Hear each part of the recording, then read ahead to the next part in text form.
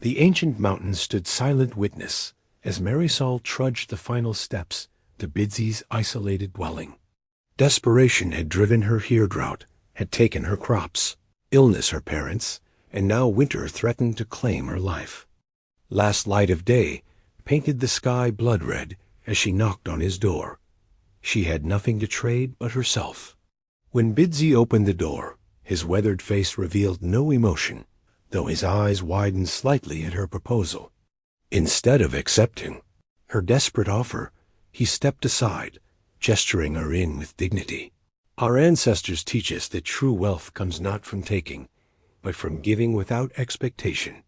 But could ancient wisdom truly bridge two worlds torn apart by mistrust and prejudice? Before we jump back in, tell us where you're tuning in from, and if this story touches you, make sure you're subscribed, because tomorrow I've saved something extra special for you. Bidzii's dwelling surprised Marisol. From outside, it appeared as a traditional wickiup, dome-shaped and covered with brush and bark. Inside, however, she found an unexpectedly orderly space. A central fire pit glowed with embers beneath the smoke. Whole. Around the edges, she noted neat piles of firewood, herbs hanging to dry, and a small kitchen area with both traditional implements and a few modern necessities. Marisol clutched her threadbare shawl tightly around her shoulders. The last connection to her mother. Her fingers traced the faded embroidery along its edge as Bidzii moved silently around the space, lighting additional lamps. "You live alone?" she asked, her voice betraying her nervousness. Bidzii nodded once. "For 5 winters, no." He did not elaborate, but something in his tone suggested the solitude wasn't his first choice. The wind howled outside, rattling the dwelling's frame. Bidzii gestured toward a simple wooden chair. "Sit, you must be hungry." Marisol perched on the edge of the seat, watching as he prepared a simple meal. He moved with practiced efficiency, placing cornbread and a steaming bowl of stew before her without comment. She noted the eagle feather secured in his long hair, moving slightly with each of his deliberate movements. "I meant what I said," she blurted out, staring at the food. "About ... payment." Bidzii paused, his weathered face impassive. "We do not speak of such things at mealtime." His voice was neither angry nor judgmental. "Eat now. The storm grows stronger." The silence stretched between them, broken only by the crackling fire and howling wind. Marisol ate slowly, surprised by the rich flavors in the simple stew. Bidzii sat across from her, sipping tea from a hand-carved wooden cup. "That feather," she finally said, desperate to break the silence. "It's an eagle's?" A shadow of a smile touched his lips. "Golden eagle. My grandfather's gift when I became a man." His fingers reached up to touch it briefly. "It reminds me of the paths I walk, between old ways and new. Why do you live so far from others?" The question escaped before she could stop herself. "I was once among the council leaders," he said after a long pause. "After I lost my family, I chose solitude." "I'm sorry," Marisol whispered, recognizing the weight of grief in his words. Bidzii stood and moved to a chest near the sleeping area. He returned with a reed mat and several blankets, which he arranged behind a woven screen on the opposite side of the dwelling. "You will sleep here," he said. "I will remain by the fire." Marisol stared at him, confusion and relief mingling in her expression. "You don't want what I want," he interrupted gently, "is to honor the teachings of my ancestors. They believed in caring for those in need without expectation." He pointed to the makeshift bed. "Rest now. Tomorrow we will speak more." As Marisol settled behind the screen, she could see Bidzii through the gaps, sitting cross-legged by the fire. The eagle feather caught the firelight as he began to hum a low, melodic chant. The sound blended with the storm's fury outside, somehow making her feel safer than she had in months. She had come expecting one kind of transaction, shameful but necessary exchange for survival. Instead, she found herself wrapped in borrowed blankets, her belly full, listening to ancient songs she didn't understand, but somehow felt in her bones. Outside, the storm raged on, snow piling against the walls of the dwelling. Inside, an unexpected peace settled over Marisol as she drifted to sleep, her mother's shawl still clutched in her fingers like a talisman against the night. Dawn arrived with soft blue light filtering through the smoke hole. Marisol woke to unfamiliar sounds, quiet movements, and the gentle splash of water. She peered around the reed screen to see Bidzii kneeling before a beautifully carved cedar basin, performing what appeared to be a morning ritual. His movements were precise and reverent. He dipped his hands into the water, raising them to his face before speaking softly in his native tongue. The rising sun caught the water droplets on his skin, giving him an almost luminous quality. Sensing her gaze, Bidzii looked up. "The morning ceremony," he explained. "We greet the dawn with gratitude and cleanse ourselves for the new day." Marisol emerged from behind the screen, wrapping her shawl more tightly around her shoulders against the morning chill. "Do all your people still practice these rituals?" "Some do. Many have forgotten." There was no judgment in his tone, only a quiet sadness. "The old ways keep us connected to who we are." He offered her a simple breakfast of blue corn porridge sweetened with pine nuts and dried berries. As they ate, Marisol studied him with cautious curiosity. "You said you were once on the tribal council. What happened?" Bidzii's face remained impassive, but his eyes darkened. "My wife and son fell ill with fever. The hospital in town... He paused. "They made us wait while others were treated first. By the time a doctor saw them, it was too late." "I'm sorry," Marisol said softly, understanding the familiar sting of prejudice. "My parents died of fever too. The drought weakened them." Bidzii nodded. "After their passing, I could not bear the politics of the council. Some wanted retaliation against the town. I chose to walk a different path, to preserve our ways rather than fight battles that cannot be won with anger." He stood and moved to the door, pulling it open to reveal a landscape transformed. Snow covered everything in pristine white, still falling in gentle flakes. "The storm will continue for days," he said. "The radio speaks of a blizzard coming." Marisol felt a knot form in her stomach. "I should go before it gets worse. I've imposed enough." Bidzii turned to face her. "Where would you go?" The question hung between them, unanswered, because they both knew the truth. She had nowhere. "Stay," he said simply. "At least until the weather clears. We have enough supplies." Marisol hesitated, pride warring with practicality. "I don't want charity." "It is not charity to share what the Creator has provided." Bidzii gestured to the cedar basin. "Would you like to perform the morning cleansing? It helps clear the mind." The unexpected offer surprised her. "Is that allowed? I'm not Apache." "The water does not ask about your bloodline," he replied with the first genuine smile she had seen from him. "It only knows if your heart approaches with respect." Marisol moved toward the basin, watching as Bidzii added a few drops of aromatic cedar oil to the water. "Cup your hands like this," he demonstrated. "Bring the water to your face and say what you are grateful for as the day begins." Feeling self-conscious but strangely drawn to the ritual, Marisol followed his instructions. The water was cool against her skin, the cedar scent sharp and cleansing. "I am grateful for shelter," she whispered, surprised by the emotion that rose in her throat. Bidzii nodded approvingly. A good beginning.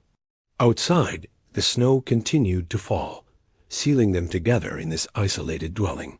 What had begun as a desperate bargain was transforming into something neither had expected, a fragile bridge between two wounded souls, built on the unexpected foundation of simple human dignity. The storm intensified through the day, winds howling with renewed fury as darkness fell early. Marisol helped Bidzii reinforce the dwelling's entrance with extra branches and blankets to block the drafts. Their shared labor created a rhythm between them, words becoming less necessary, as they anticipated each other's movements. As evening deepened, Bidzii added fragrant pine to the central fire. The flames cast dancing shadows across the walls as he reached for a wooden chest tucked against the far wall. From it, he withdrew a blanket, unlike any Marisol had seen before, richly colored with geometric patterns that seemed to tell stories she couldn't read. The storytelling blanket, Bidzii explained, noting her interest. It has been in my family for 4 generations. When it is laid out, it means it is time for the sharing of histories. He spread the blanket carefully near the fire, then sat, cross-legged upon one edge, gesturing for Marisol to join him on the other side. During winter storms, we share stories to remember who we are and where we come from, he said. Would you tell me of your family? Marisol hesitated, fingers tracing the intricate patterns on the blanket's edge. There isn't much to tell that's happy. All stories have value, Bidzii replied. The painful ones perhaps most of all. Something in his tone gave her courage. My mother was from a small village in northern Mexico. She crossed the border as a young woman and met my father, who was half Apache, half Mexican. They scraped together enough to buy a small farm near the reservation border. She paused, swallowing hard. We were outsiders to everyone, not fully belonging anywhere. The space between worlds is a difficult place to stand, Bidzii acknowledged. The drought came 3 years ago, each season worse than the last. My father worked himself to exhaustion, trying to save our crops. Her voice caught. When the fever came, they were already weakened. First my father, then my mother just 2 days later. The fire crackled in the silence that followed. The bank took the farm. I've been doing odd jobs, staying with different people, until ... She didn't finish, but they both knew until desperation had driven her to his door. Bidzii nodded slowly. My wife was named Nitika. It means wise river. My son was a Hote, restless one. A faint smile touched his lips at the memory. A Hote was always moving, asking questions, climbing things he shouldn't. Marisol listened as Bidzii described his family with simple, powerful words that painted them into the air between them. His wife's skill at weaving, his son's laughter, the fever that had taken them both after a hospital in the nearby town had made them wait hours for treatment. They said there were others who needed help more urgently, Bidzii said, his voice steady, but his eyes reflecting the fire's glow like banked embers. But I saw those others. They were not so ill. They simply had different colored skin. What did you do? Marisol asked softly. I wanted to burn the hospital to the ground, he admitted. I stood in the parking lot for hours that night, considering. He touched the eagle feather in his hair. But my grandfather's teachings called me back from that darkness. Violence would not return my family to me. It would only ensure that part of me died with them. Marisol found herself moved beyond words. Outside, the wind screamed like a wounded animal, but within the dwelling, wrapped in the storytelling blanket's embrace, she felt a connection forming 2 survivors, recognizing in each other the strength it took to continue when all seemed lost. Morning arrived with unexpected brilliance. The storm had passed during the night, leaving behind a world transformed. When Bidzii opened the door, Marisol gasped at the sight pristine white snow stretching to the horizon, sparkling under a crystal blue sky. It is good, Bidzii said, surveying the landscape. The land drinks deeply now, storing water for spring. He stepped outside, his moccasins leaving the first prints in the unblemished snow. After a moment's hesitation, Marisol followed, wrapping her shawl tightly around her shoulders against the biting cold. The snow is a gift, Bidzii explained, kneeling to scoop a handful. It comes when the earth needs rest. The Apache call it water that sleeps upon the land. He reached into a pouch at his waist and withdrew 3 small stones, each polished smooth and carved with symbols Marisol didn't recognize. They were beautiful, one deep red, one turquoise blue, and one pure white. Rain-blessing stones, he explained, noting her curiosity. Our ancestors used them to call the water spirits when drought threatened the people. Do they work? Marisol asked, immediately regretting the skepticism in her voice. Bidzii didn't seem offended. They remind us of our relationship with water. Whether they work depends on how you measure success. He handed her the white stone. Hold this one. The stone felt surprisingly warm against her palm, despite the cold air. Now we honor the directions, Bidzii instructed, placing the red stone carefully in the snow facing east. From where the sun rises. He moved deliberately to position the blue stone to the west, to where it rests. He gestured for Marisol to place the white stone. After a moment's consideration, she set it facing north, toward the mountains beyond. Good, Bidzii nodded approvingly. Now we gather the new snow, the purest water, with gratitude. He produced a small wooden bowl from his coat and began carefully filling it with fresh snow. Marisol watched, then found a clean pot from the dwelling and joined him. It was something meditative about the task, selecting only the untouched upper layer, moving carefully to preserve the pristine quality of the remaining snowfield. This will be our drinking water, Bidzii explained. The first snowfall is considered especially blessed. As they worked side by side, Marisol found herself relaxing into the rhythm of this simple task. When I was a child, she offered unexpectedly, my mother would put bowls out during rainstorms. She said rainwater made plants grow stronger than well water. Bidzii smiled. Your mother was wise. Rain carries messages from the sky to the earth. Marisol paused, the cold air suddenly catching in her throat. I was desperate when I came here, she said quietly. What I offered, I've never done such a thing before. I just didn't know how else to survive. Bidzii straightened, regarding her thoughtfully. There is no shame in seeking to live. The shame belongs to a world that forces such choices. He gestured toward the snow-covered landscape. The water does not judge the thirsty for their need. Something warm unfurled in Marisol's chest, a feeling she couldn't immediately name. Perhaps it was simply being seen as a person of value, not an object or a burden. They collected snow until their containers were full, then retrieved the blessing stones. As they turned back toward the dwelling, Marisol was surprised to find herself laughing as she slipped slightly on the icy ground. Bidzii caught her elbow to steady her, his touch light but sure. His eyes crinkled with shared amusement, the first genuine smile she had seen transform his solemn features. The water spirits, he said with mock seriousness, remind us to walk with care. Inside, they melted the snow over the fire, the resulting water tasting sweeter than any Marisol could remember. Bidzii woke before dawn to the sound of coughing. He found Marisol shivering behind the reed screen, her face flushed with fever. The previous day's excursion in the snow had taken its toll on her already weakened body. You're ill, he stated simply, placing a hand on her forehead. The cold has settled in your chest. Marisol tried to sit up, but another coughing fit seized her. I'll be fine, she insisted between labored breaths.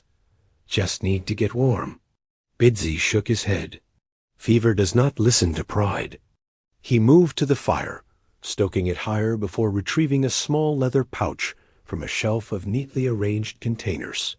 The medicine pouch was worn smooth from generations of handling, its surface decorated with faded beadwork depicting healing plants. Bidzii opened it reverently, revealing an array of dried herbs, roots, and powders, each wrapped in separate cloth bundles. My grandfather taught me the healing ways, he explained, selecting several bundles. He was known among all the bands for his medicine knowledge. Marisol watched through fever-bright eyes as Bidzii prepared a steaming infusion. The pungent aroma filled the dwelling, earthy, sharp, and slightly sweet. Osha root for the lungs, he said, measuring carefully. Cedar to break the fever. Juniper berries to strengthen the blood. He added each component with practiced precision, stirring with a carved wooden stick while murmuring words in Apache. "Are those prayers?" Marisol asked weakly. Bidzii nodded. "The plants give themselves to heal us. We must acknowledge their sacrifice." With gratitude. When the medicine was ready, he helped her sit up, supporting her back as she sipped the bitter brew. She grimaced at the taste, but drank it all under his watchful eye. "Rest now," he instructed, arranging additional blankets around her. "The medicine will work while you sleep." Marisol's fever worsened through the day. In her delirium, she called out in Spanish, sometimes for her mother, sometimes words Bidzii couldn't understand. He kept vigil, applying cool cloths to her forehead, and preparing fresh medicine every few hours as dusk approached. He sat cross-legged beside her sleeping mat, the medicine pouch open before him. From it, he took a small amount of pollen, which he sprinkled in a circle around her. "Grandfather," he whispered in Apache, "guide her spirit back to her body. She has walked too close to the Shadowlands." Through the night, Bidzii continued his vigil, occasionally singing healing songs in a low melodic voice. The songs were ancient, passed down through countless generations for just such moments when life hung in the balance. Near dawn, Marisol's fever finally broke. She awoke to find Bidzii still sitting beside her, his face showing the strain of the night's watch. "You stayed," she murmured, her voice hoarse but stronger. "Of course." He offered her water from a clay cup. "I dreamed," she said after drinking, "about a river that spoke with a woman's voice. She told me it wasn't my time to join the ancestors." Bidzii's expression revealed nothing, but he nodded slowly. "Some believe that in fever dreams, we walk between worlds. Your wife?" Marisol asked gently. Was her voice like water? A flicker of surprise crossed his face. "Yes," he answered quietly. Nitika spoke like the river, flowing and musical. Marisol reached out hesitantly, her fingers brushing his hand where it rested on the medicine pouch. "Thank you for not letting me walk alone in that place." Something shifted between them in that moment, a deeper understanding that transcended their different backgrounds. Bidzii carefully rewrapped the herbs and returned them to the medicine pouch. But the connection formed during the night's vigil remained, unspoken but undeniably present. 3 days passed before Marisol regained her full strength. During her recovery, she noticed subtle changes in their interactions. Bidzii's normally reserved demeanor had softened, and she found herself less guarded in his presence. The rhythm of days spent together had created an unexpected harmony between them. On the morning of the 4th day, they ventured outside to assess the snow's retreat. The sun had begun to melt the drifts, revealing patches of earth beneath. "Spring approaches," Bidzii observed. "The land awakens." He led her to a small clearing where a fallen log provided a natural bench. From inside his coat, he produced a slender wooden rod about the length of his forearm, adorned with eagle feathers and intricate carvings. "This is a talking stick," he explained, holding it with evident respect. "When one holds it, others must listen without interruption. It ensures all voices are honored." Marisol studied the object. "Like a microphone at a meeting?" Bidzii smiled slightly. "Similar, but with deeper purpose. It reminds us that words carry power and deserve thoughtful consideration." He handed her the talking stick. Its polished surface felt warm against her palm, as if it retained the energy of countless conversations held over generations. "Today, I will teach you some words of my language," Bidzii said. "But first, while you hold the stick, tell me what you wish to learn about my people." The invitation surprised her. Holding the talking stick, Marisol felt a sudden responsibility to speak with care. "I'd like to understand how you see the land," she said finally. "My father once told me that Apache people have a different relationship with the earth than settlers do." Bidzii nodded approvingly. "A good question." He gestured for her to pass the stick, which she did with ceremonial slowness. "In your world," he began, "land is something to own, to divide with fences, to buy and sell like cloth at a market." His voice held no judgment, only observation. "For Apache, the land is a relative. We belong to it, not it to us. Each mountain, each spring has a spirit and a name." He pointed to the distant peaks. "Tuvi," he pronounced carefully. "The mountains that hold water. Now you try." "Tuvi," Marisol repeated, the unfamiliar syllables feeling strange on her tongue. "Good. And this," he gestured to the earth beneath them, "is Nd, our home." For the next hour, they passed the talking stick back and forth. Bidzii taught her words for sky: Ya, water; T, fire; K, and various plants and animals. Marisol listened intently, repeating each word until her pronunciation satisfied him. "Your father," Bidzii said during a pause, "he did not teach you these words?" Marisol shook her head. "He rarely spoke of his Apache heritage. I think it caused him pain." "Many of our people carry such wounds," Bidzii acknowledged. "To be between worlds is to be pulled in different directions. Like being asked to choose between your mother and father," Marisol said softly. Bidzii nodded, his eyes reflecting understanding. "The talking stick teaches us that all perspectives have value. Perhaps one day our peoples will learn to listen to each other with such respect." As the sun reached its zenith, Marisol realized with surprise that she had begun incorporating Apache words into her thoughts, seeing the Ya, sky, above, feeling the gentle Ni, wind, on her face. "Words shape how we see the world," Bidzii observed, noting her thoughtful expression. "When you learn to name things in a new language, you begin to see through different eyes." He stood, offering her his hand. As she rose, their fingers lingered together a moment longer than necessary.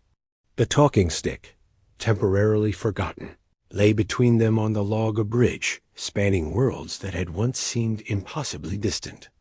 Evening fell with a spectacular sunset, painting the snow-covered landscape in shades of amber and rose. Bidzii and Marisol returned to the dwelling as the first stars appeared in the deepening blue sky. The temperature was dropping rapidly, making the warmth of the central fire all the more welcome. Bidzii moved to a cedar chest in the corner and retrieved a set of implements Marisol hadn't seen before: a stone striker, a curved wooden tray filled with tinder, and several wooden tools with intricately carved handles. "These are the sacred fire tools," he explained, arranging them carefully beside the central hearth. "Passed down through my family for generations." Marisol watched, fascinated, as he demonstrated how each tool was used: the long-handled poker for arranging logs, the broad paddle for transferring embers, the small rake for clearing ashes. "In Apache tradition, fire is alive," Bidzii said, selecting a piece of pine from the woodpile. "It must be treated with the same respect you would show an elder. We feed it properly, speak to it with gratitude, never waste its strength." He handed her a piece of cedar. "This wood carries prayers to the sky. Notice how it smells." Marisol inhaled the sharp, clean scent. "It reminds me of something pure." "Yes, we use it for ceremonial fires." Bidzii demonstrated how to place the wood on the fire in a specific arrangement. Different woods have different spirits. Mesquite burns hot and steady, good for cooking. Pine brings light and vision. Oak gives long-lasting embers for the night. As they worked together tending the fire, Bidzii shared stories of how fire came to the Apache people, tales of coyote stealing flames from selfish creatures who hoarded its warmth, of ancient heroes who learned fire's secrets from lightning. "Strikes, would you like to try?" he asked, offering her the fire striker. Marisol hesitated. Is it allowed? For someone not of your people? The fire does not concern itself with bloodlines, Bidzii replied, only with respect. He guided her hands, showing how to hold the striker and create sparks to ignite the tinder. After several failed attempts, a tiny ember glowed in the dried grass. Marisol leaned down, gently blowing as Bidzii had taught her, until a small flame danced to life. I did it, she exclaimed with unexpected delight. Bidzii smiled, the firelight softening his weathered features. You have good hands, patient. As they fed the newborn flame, their fingers brushed accidentally. Both paused, the brief contact sending an unexpected current between them. Marisol drew back first, suddenly conscious of their proximity. Thank you, she said, to fill the charged silence. For teaching me. Bidzii nodded, his expression unreadable in the flickering light. Fire teaches us much about life. It requires attention, respect, balance. He placed another log carefully on the flames. Too much fuel at once, and you smother it. Too little, it dies from neglect. The metaphor wasn't lost on Marisol. Something was growing between them, fragile as a newly kindled flame. Their quiet moment was interrupted by distant sounds, voices, and the crunch of snow under footsteps. Bidzii tensed, rising to peer out the small window. People from the reservation, he said, his voice tight. 2 men approaching. Marisol stood quickly. Should I hide? Bidzii shook his head. No, we have done nothing wrong. But his hand moved instinctively to the sacred fire tools, straightening their arrangement as if preparing for inspection. Who are they? She asked, noting his concern. Council members, he replied grimly. They rarely come this far unless there is trouble. He moved to the door, his posture shifting subtly, shoulders squaring, chin lifting. Marisol recognized the transformation. Bidzii was preparing to defend their shared space, though whether against physical threat or something more complicated, she couldn't yet tell. Bidzii opened the door before the visitors could knock. 2 men stood outside, their breath forming clouds in the cold air. The elder of the 2 carried a staff adorned with eagle feathers and turquoise, a council elder's staff, a symbol of authority and official tribal business. Yaki, Haske, Bidzii greeted formally, using the Apache word for elder. Sayu, he nodded to the younger man. Yaki, Bidzii, the elder replied. His weathered face revealed nothing as his gaze moved past Bidzii to where Marisol stood near the fire. We have come to speak with you. Bidzii stepped aside, inviting them in with a formal gesture. The men entered, carefully propping the elders. Staff against the wall, a position of respect that indicated this was not merely a social visit. This is Marisol, Bidzii said, introducing her with simple dignity. She has been sheltering here during the storm. The men nodded to her with minimal courtesy before turning their attention back to Bidzii. The elder, Haske, spoke in rapid Apache, his tone measured but stern. Sayu occasionally interjected, his younger voice sharper, more accusatory. Marisol understood nothing of the words, but the tension in the room was unmistakable. She stood quietly, conscious of being discussed, but unable to defend herself. After several minutes, Bidzii responded firmly in English. We will speak in a language all present can understand. It is the respectful way. Haske frowned, but switched to English. Very well. Word has reached the council that you have taken an outsider into your home. Some say you are teaching her our sacred ways. She needed shelter, Bidzii replied evenly. The storm would have claimed her life. There are towns within a day's walk. Sayu countered. You could have directed her there. In a blizzard? Bidzii's voice remained calm, but Marisol could see the tension in his shoulders. Would you have me send anyone to certain death? The concern, Haske continued, tapping the floor with the elder's staff for emphasis, is not that you offered emergency shelter. It is that she remains, and that you are sharing knowledge that belongs only to the people. Bidzii straightened. I have shared nothing that would dishonor our traditions. Others disagree, Sayu said. There are rumors about how she came to your door, what she offered in exchange for shelter. Marisol felt heat rise to her face, shame and anger mingling. She stepped forward. I should speak for myself. Huskai raised his hand, silencing her without even looking in her direction. This matter is between Bidzii and the council. She stands in my dwelling, Bidzii said, his voice hardening. She will be heard with respect. A tense silence followed. Finally, Huskai turned to acknowledge Marisol directly. What is your purpose here, outsider? Marisol lifted her chin. I came seeking shelter from the storm. Bidzii offered it without taking advantage of my desperate situation. He has shown me nothing but respect. And now that the storm has passed? Sayu pressed. Before she could answer, Bidzii spoke. She remains under my protection as my guest. This is my right as a free Apache man. Haska's eyes narrowed. The council wishes to speak with both of you. Formally. On what grounds?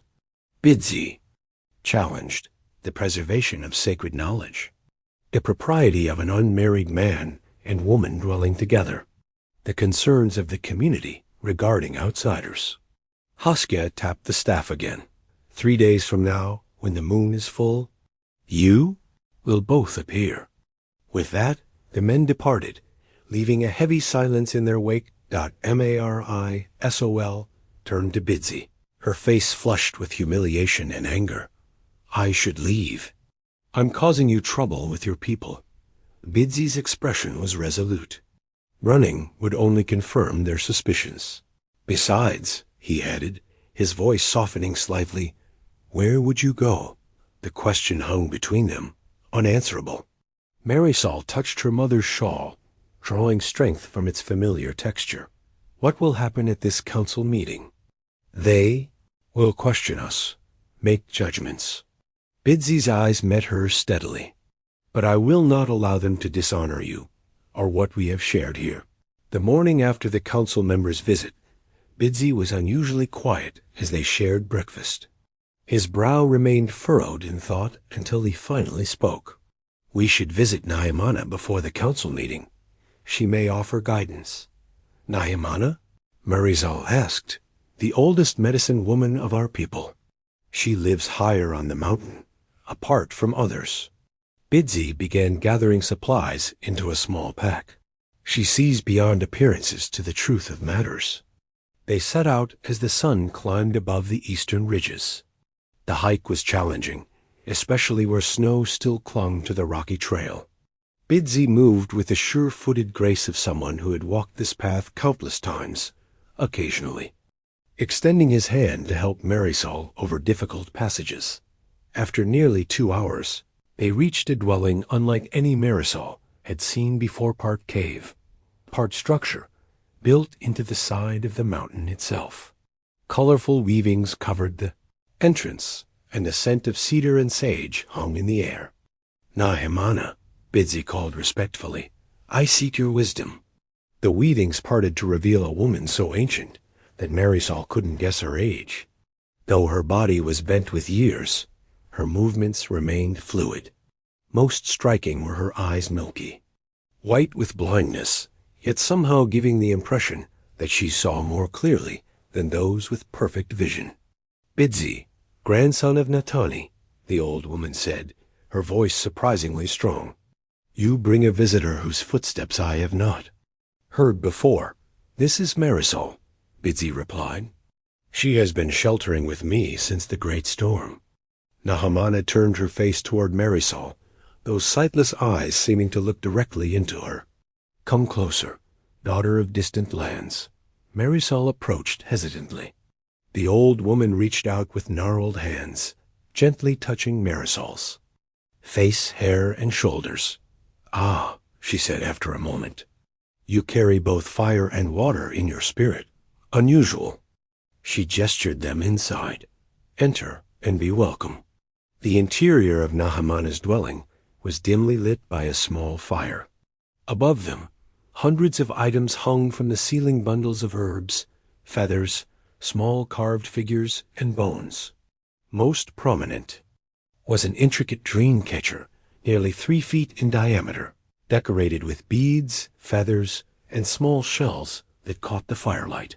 "You face the council soon," Nahimana stated rather than asked, settling onto a woven mat. "They fear what they do not understand. They question my judgment in sharing our ways with an outsider," Bidzii confirmed. The old woman snorted. "Our people have always shared knowledge with those who approached with respect. It is only in recent generations that fear has closed our hearts." She turned her face toward Marisol. "What do you seek here, child?" Marisol hesitated. "I came seeking shelter, but now ... double quotes." She glanced at Bidzii. "I'm learning things I never expected. About our ways? Or about yourself?" Nahimana asked shrewdly. "Both, I think." The old woman nodded, seemingly satisfied. She reached up to touch the massive dream catcher above them. "This has been in my family for 7 generations. It catches nightmares and allows only good dreams to reach the sleeper. But it does more. It reminds us that all things are connected in the great web of existence." She carefully unhooked it and held it out. "Take this to the council meeting. It will remind the elders of something many have forgotten, that our traditions survive by adapting, not by becoming rigid." "I cannot accept such a treasure," Marisol protested. "You do not keep it," Nahimana clarified. "You carry it. There is a difference." She turned to Bidzii. "The council respects the old symbols, even when they have forgotten their meaning." Bidzii accepted the dream catcher with evident reverence. "Thank you, grandmother." Nahimana reached for Marisol's hand, her papery skin surprisingly warm. There was once a time when Apache welcomed those who came with open hearts, before the betrayals, before the wars. Some elders remember those stories. Remind them. As they prepared to leave, Nahimana added, "The path ahead has challenges, but do not let fear guide your steps. What grows between you is as old as these mountains and as new as tomorrow's sunrise." The journey back from Nahimana's dwelling was quieter, both Marisol and Bidzii lost in their own thoughts. The dream catcher was carefully wrapped in a soft hide, carried reverently in Bidzii's hands.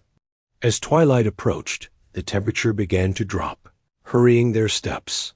Back in the warmth of Bidzii's home, they shared a simple meal of corn cakes and dried venison stew.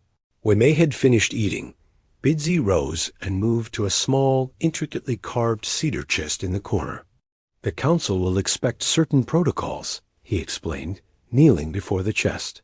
"We should prepare."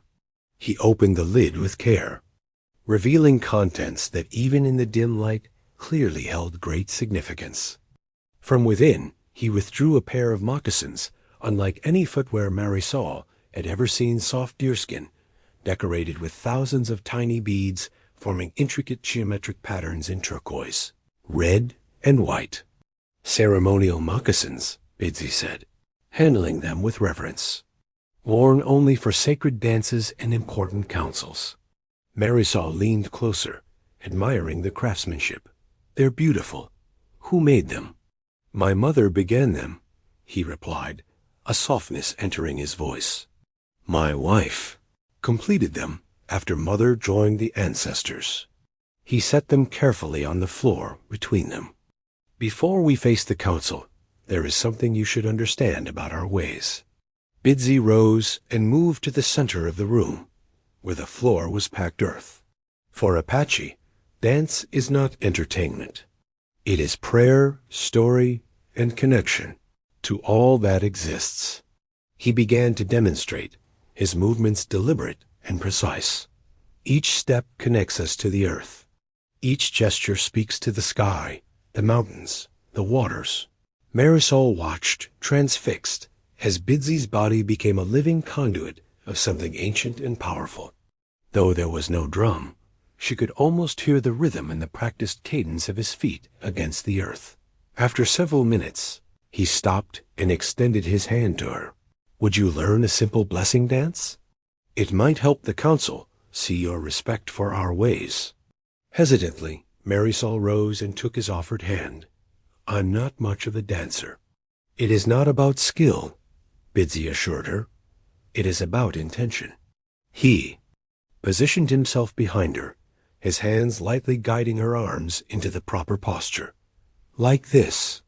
Your right foot steps forward, while your arms rise greeting the dawn. Then left foot, arms lowering honoring the earth. Marisol followed his instructions, initially feeling awkward and self-conscious. But as they continued, something shifted. The movements began to feel less like steps and more like a conversation with the space around her. Good, Bidzii encouraged. Now we move together. Side by side, they practiced the simple dance pattern. At first, Marisol struggled to match his rhythm, but gradually their movements harmonized. There was something profoundly intimate about moving in synchrony, their shadows merging on the walls in the firelight. During one turn, Bidzii suddenly stopped, his expression distant. What's wrong? Marisol asked. A memory, he admitted. Last time I danced this pattern was with Nitika. Marisol immediately stepped back. I'm sorry. We don't have to continue. Bidzii shook his head.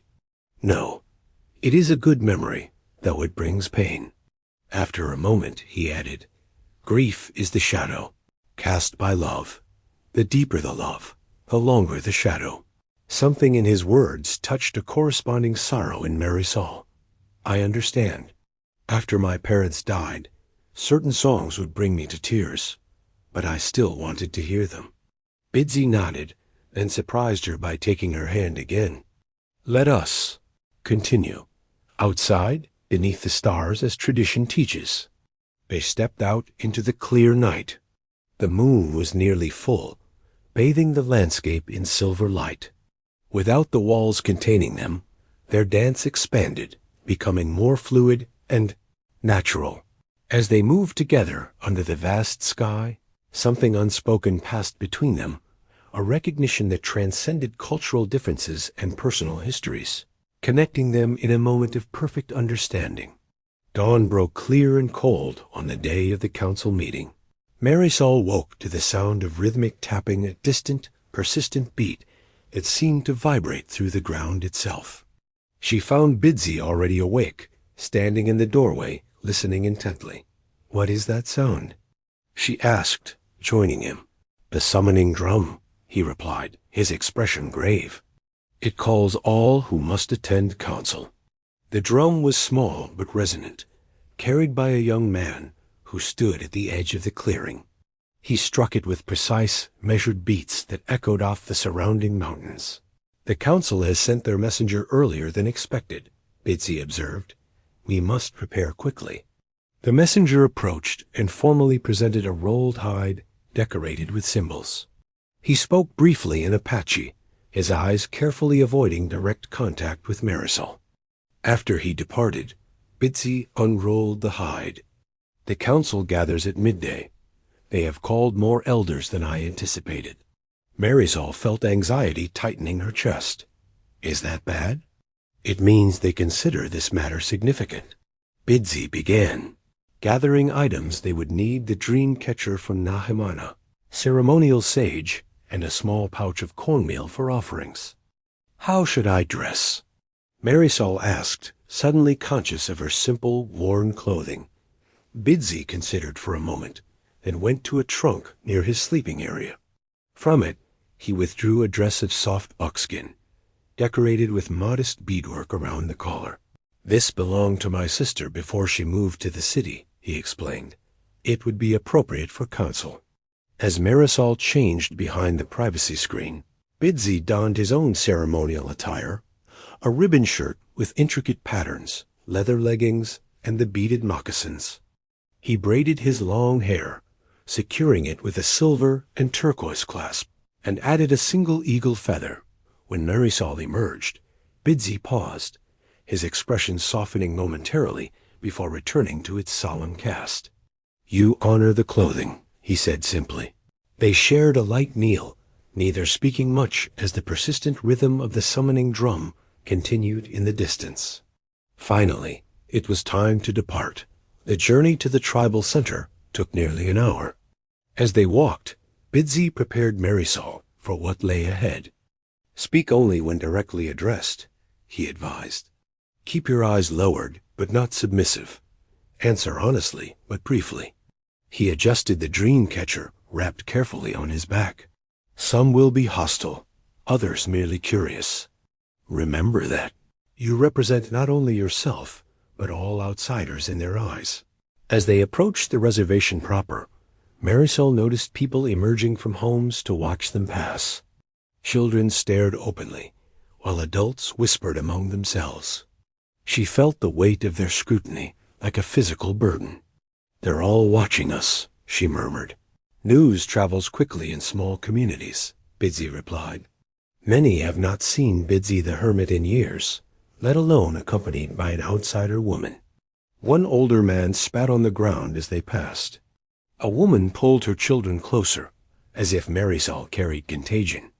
But there were also nods of acknowledgement directed at Bidzii, and a few expressions that seemed more curious than hostile. "Not everyone fears what is different," Bidzii said, noting her discomfort. "Some remember the old teachings about hospitality to strangers." They crested a small rise, and the tribal center came into view, a complex of buildings that blended traditional design with modern materials. The central structure was circular with a high roof, smoke rising from a center opening, the summoning. Drum's rhythm changed as they approached, becoming faster and more insistent. Several elders stood outside the council lodge, their expressions unreadable as they watched the approach of Bidzii and Marisol. Bidzii straightened his shoulders, his bearing shifting to one of formal dignity. He reached back to touch the dream. Catch her briefly, then offered his arm to Marisol in a gesture that was both protective and proud.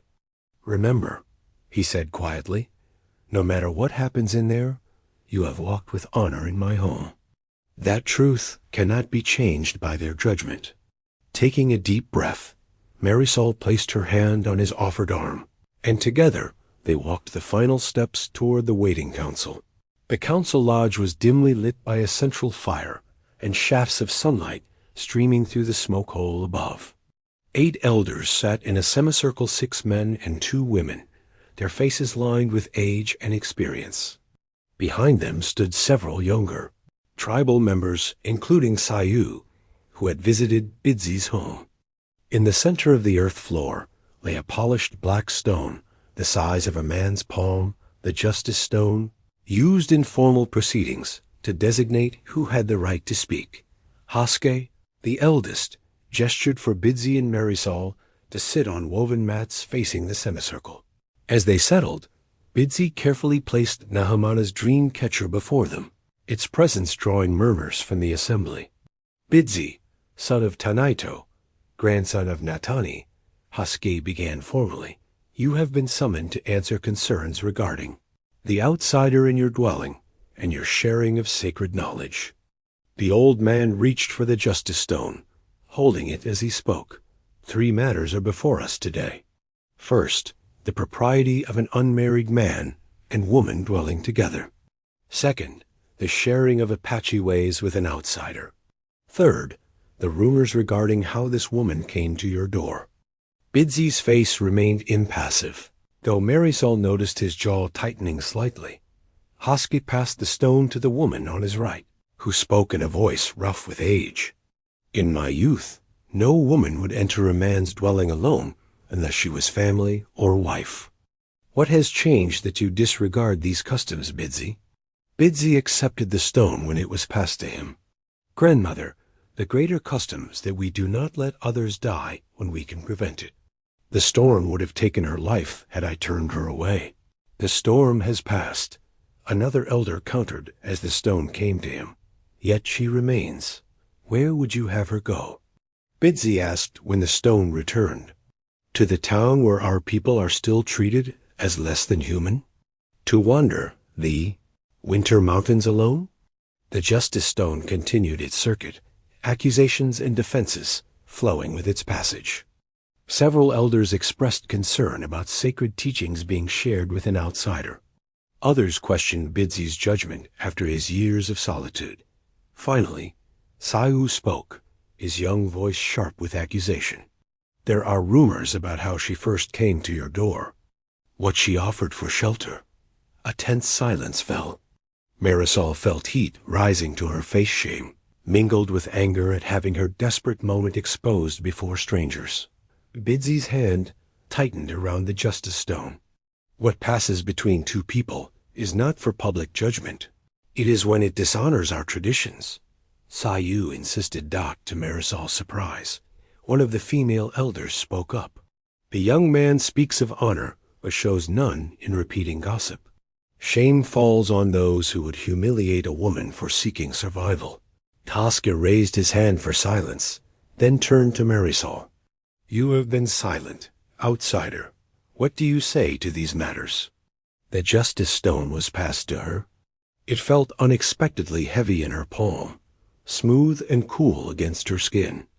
Marisol took a deep breath, remembering Bidzii's advice to speak honestly but briefly. I came to Bidzii's door because I had nowhere else to go. Drought took my farm, illness took my parents, and winter threatened to take my life. Her voice grew stronger as she continued. Yes, I offered the only thing I had left in exchange for shelter. But Bidzii showed me there are better ways to value a human being than as a body to be used. She looked directly at the elders. Since then, I have learned that Apache traditions contain wisdom my own culture has forgotten. How to respect the land, honor the water, speak with gratitude to the fire. If this knowledge is too sacred to share, then perhaps the world will remain broken for lack of it. A murmur ran through the assembly. Marisol placed the stone carefully on the ground before her. Her piece said. Haske retrieved the justice stone, his weathered face revealing nothing of his thoughts. The dream catcher of Nahimana speaks without words. The old one has made her judgment clear. He turned to the other elders. We will deliberate. The walk back from the council meeting was silent, both Bidzii and Marisol absorbed in their own thoughts. The elders' deliberation had been lengthy, their decision complex. Marisol had been granted temporary acceptance, allowed to remain with Bidzii, but placed under her Nahimana's guidance to ensure proper respect for Apache ways. As they approached Bidzii's dwelling, the afternoon sun cast long shadows across the melting snow. Signs of early spring were emerging, small patches of exposed earth, the occasional birdsong breaking the winter silence. Inside, Bidzii built up the fire while Marisol prepared a simple meal. Their established rhythm of shared tasks had become comfortable, each anticipating the other's needs without discussion. Will you tell me what some of the elders said? Marisol asked as they ate. When they were speaking Apache? Bidzii considered before answering. Some spoke of old prophecies about outsiders bringing change. Others worried about exploitation people who have come before, learned our ways, then written books or held ceremonies for profit. I would never do that, Marisol said firmly. I know. Bidzii's expression softened momentarily. But fear is not always rational. After they finished eating, he retrieved a small deerskin pouch from a shelf. It was old and well-worn, decorated with faded quillwork in patterns that spoke of ancient origins. The heritage seed pouch, he explained, opening it carefully on the table between them. Inside were dozens of small compartments, each containing different seeds, corn in various colors, beans, squash, and others Marisol didn't recognize. These have been passed down through generations, Bidzii said, his voice reverent. Each spring, we plant. Each fall, we save the strongest seeds for the next year. Marisol leaned closer, examining the multicolored corn kernels with interest. My father grew corn too, but not varieties like these. This is GG. Bidzii indicated blue. Corn kernels, sacred to our people for centuries. And these, He pointed to red beans, are called woman's heart beans. They resist drought better than most. May I? Marisol asked, hand hovering over the pouch. Bidzii nodded. She carefully picked up a few seeds, feeling their potential life against her palm. I know something about dry farming, she offered. My father taught me how to conserve water, how to weed the clouds for rain. Your knowledge would be valuable here, Bidzii said. Many of our young people no longer learn these skills. They spent the next hour discussing planting techniques, comparing their different traditions. Marisol described her family's methods for capturing rainwater in earthen berms, while Bidzii explained Apache planting prayers and companion planting wisdom. We could prepare a small garden plot, Bidzii suggested, warming to the idea. Behind the dwelling where the morning sun is strongest. A combination of both our methods, Marisol added, excitement growing in her voice. Your traditional varieties with some techniques my family developed. Their hands met over the seed pouch, fingers touching as they sorted the different varieties. Neither pulled away immediately, the contact no longer awkward, but welcome. The council's decision gives us time, Bidzii said quietly, to show them what is possible when different traditions meet with respect. Is that what we're doing? Marisol asked, her eyes meeting his. Creating something new from our different ways? Bidzii's gaze held hers steadily. Perhaps. The seeds know how to grow between worlds. That evening, they sat outside as the first stars appeared, planning their garden in greater detail. The heritage seed pouch rested between them, a tangible connection to past and future simultaneously. Tomorrow we could begin clearing the ground, Bidzii suggested. The snow has melted enough in that sheltered area. I'd like that, Marisol replied. Her voice wore with possibility. A comfortable silence settled between them as darkness deepened. Something had shifted during the council meeting, a shared ordeal that had clarified what was growing between them. Like the seeds they had discussed, it was fragile but determined, reaching toward light despite obstacles. Several days of steady work transformed the patch behind Bidzii's dwelling. Together, they had cleared snow, turned soil, and constructed low berms following Marisol's family technique to capture precious moisture. The physical labor brought them into a new rhythm, passing tools without words, anticipating each other's movements, sharing water from the same cup during rest breaks. On the morning of the 5th day, Bidzii woke earlier than usual. When Marisol emerged from behind her screen, she found him preparing a small pack. Today we collect water from the healing springs, he explained. It blesses the newly turned earth before planting. From a special shelf, he retrieved an object wrapped in soft hide. Unwrapping it reverently, he revealed an ancient clay pot, its surface darkened with age and decorated with geometric patterns that had faded to ghost-like impressions. This vessel has carried healing waters for 9 generations, Bidzii said, carefully placing it in his pack. It is said to enhance the water's medicine. They set out as dawn painted the eastern sky in shades of pink and gold. The trail led upward, following a game path through pine and juniper. Spring's awakening was evident everywhere, new growth emerging from beneath melting snow, birds calling to each other in the crisp morning air. After an hour's climb, they reached a sheltered hollow where water bubbled from between moss-covered rocks, collecting in a small, clear pool. Steam rose from the surface, indicating its mineral-rich geothermal nature. The healing springs, Bidzii said, his voice dropping to a respectful murmur. Apache have come here for countless generations to gather medicine water. He removed his moccasins and indicated Marisol should do the same with her boots. We approach water with bare feet, feeling the earth's connection to the springs. Bidzii unwrapped the sacred clay pot and knelt beside the pool. Before gathering any water, he sprinkled a small amount of corn pollen on the surface while speaking softly in Apache. A prayer of gratitude, he explained to Marisol. acknowledging that we take only what is freely given. He showed her how to gather the water, properly dipping the vessel with a clockwise motion, never disturbing the bottom of the pool where minerals collected. In Apache belief, he said as they worked, water carries memory. It flows through all living things, connecting us across time and space. My mother believed something similar, Marisol offered. She said desert people understand water's value better than those who have never known thirst.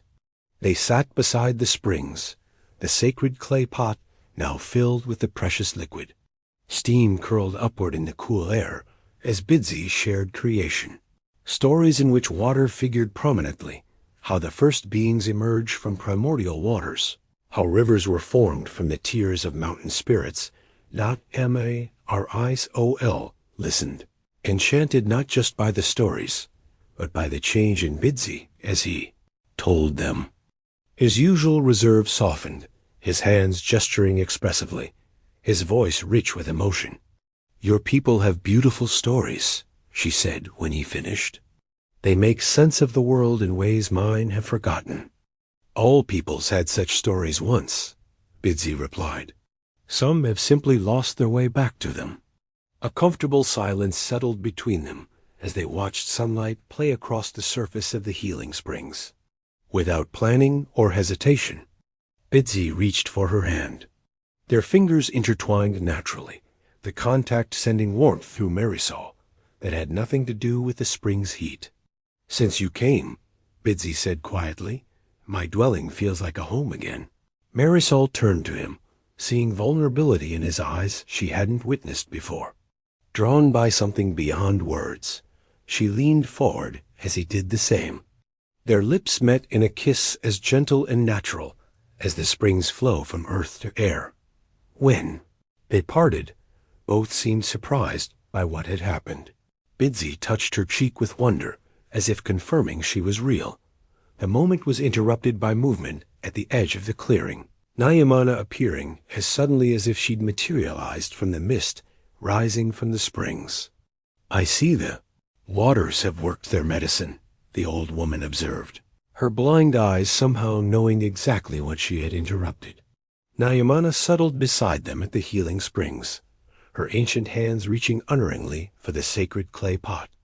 "The water approves of your gathering," she said, dipping her fingers into the liquid.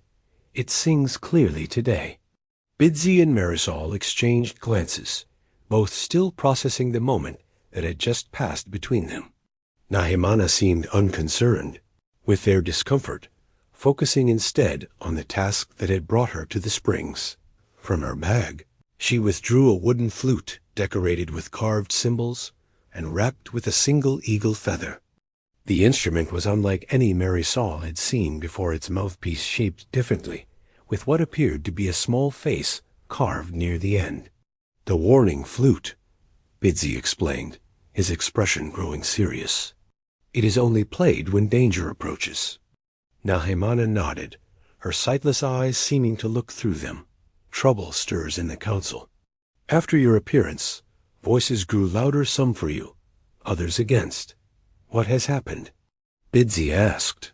"Sayu has gathered support from younger council members. They claim you dishonor our traditions by sharing sacred knowledge." The old woman's fingers traced the carvings on the flute. "Some have suggested you be formally separated from the tribe." Marisol felt cold despite the springs.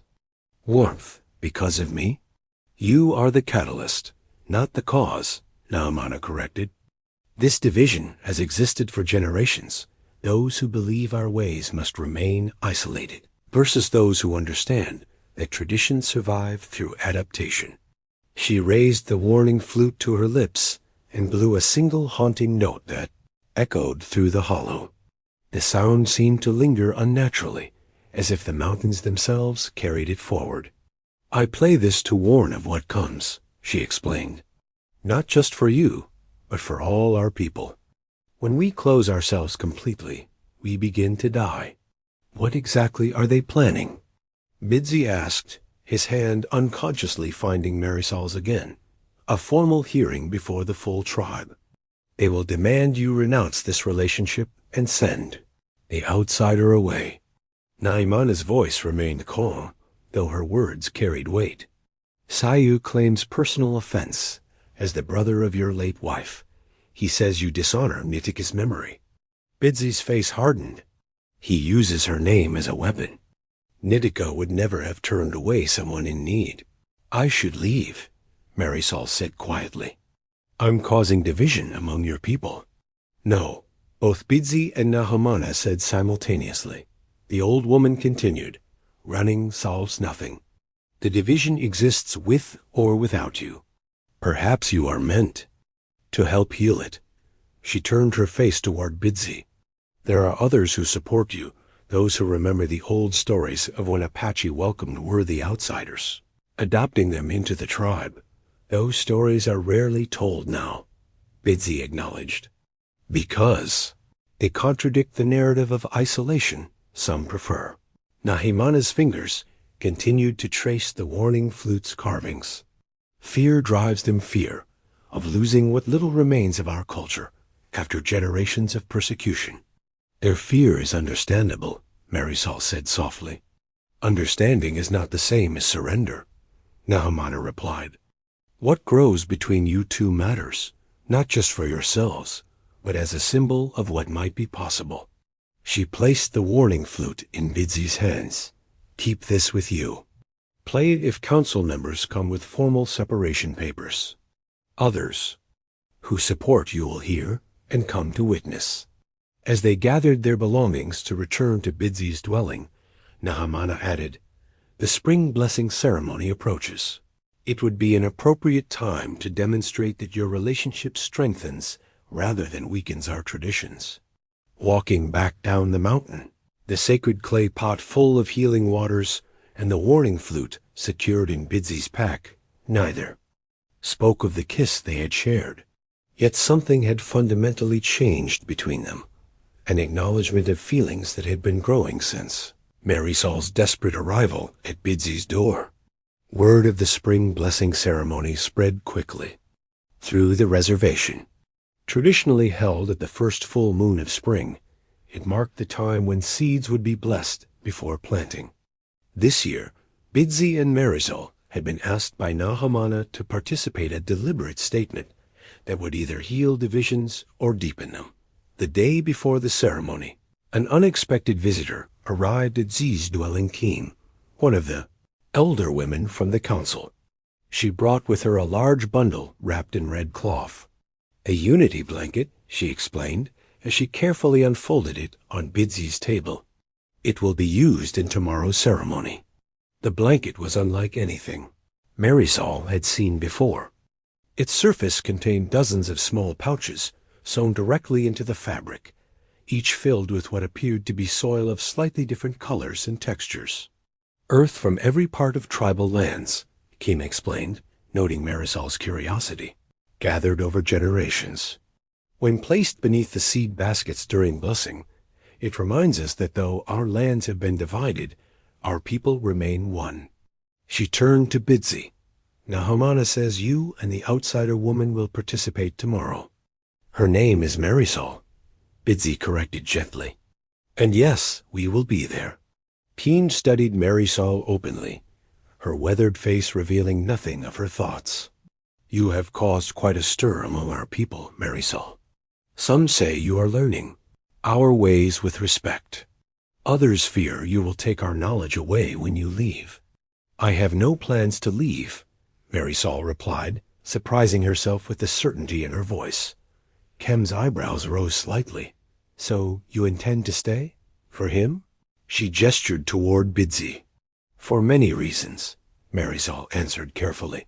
I've found something here I didn't know I was seeking.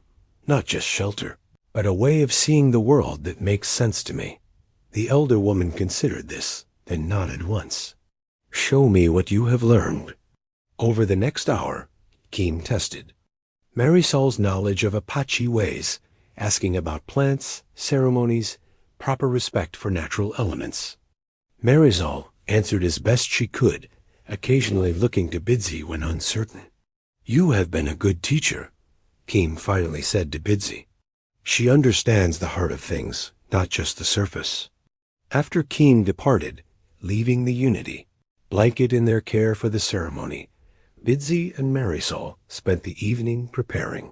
They sorted seeds from the heritage pouch, created small offerings of cornmeal and pollen, and rehearsed the traditional blessing songs. As moonrise approached, Bidzii grew quieter, his thoughts seemingly far away. "Are you worried about tomorrow?" Marisol asked. "Not worried," he replied after a moment, "but aware of what is at stake. The ceremony is usually performed by a married couple. Our participation will make a statement about our relationship that cannot be taken back." "Is that what you want?" Marisol asked softly. Bidzii turned to her, his expression more open than she had ever seen it. "When you came to my door, I saw only someone in need. Now I see a woman of strength and compassion who learns our ways not to take, but to share." He took her hands in his. "Yes, it is what I want. But the choice must be yours as well." "I offered myself once out of desperation," Marisol said, her voice steady despite the emotion rising in her chest. "Now I offer myself in freedom. Whatever comes tomorrow, I choose to stand with you." Dawn broke clear and cold on the day of the ceremony. They arrived at the ceremonial grounds to find nearly the entire tribe gathered, far more than typically attended the spring blessing. Tension was palpable in the air as people whispered among themselves, some nodding in greeting, others deliberately turning away. Nayamana waited at the center of the circular grounds, the unity blanket already spread before her. Nearby stood Sayu and several younger council members, their expressions hostile. "They have come to challenge us," Bidzii murmured. "Be prepared." Marisol squared her shoulders, drawing strength from Bidzii's presence beside her and from the knowledge she had worked so hard to earn. Whatever happened next would determine not just their future, but perhaps a new path forward for a people caught between preservation and adaptation. The ceremonial grounds fell silent as Bidzii and Marisol took their places beside the unity blanket. Nahimana stood between them, her ancient hands holding a necklace Marisol had never seen before, a pendant featuring two intertwined spirals, one made of turquoise, the other of red coral, suspended on a leather cord, adorned with eagle feathers and small shells. "The two-spirit pendant," Bidzii whispered, a sacred symbol rarely shown outside the tribe. Before Naimana could begin, Sayu stepped forward. "This is not proper," he announced loudly. "An outsider cannot participate in the blessing ceremony. And this man," he pointed accusingly at Bidzii, "dishonors my sister's memory by replacing her so easily." Murmurs rippled through the gathered crowd.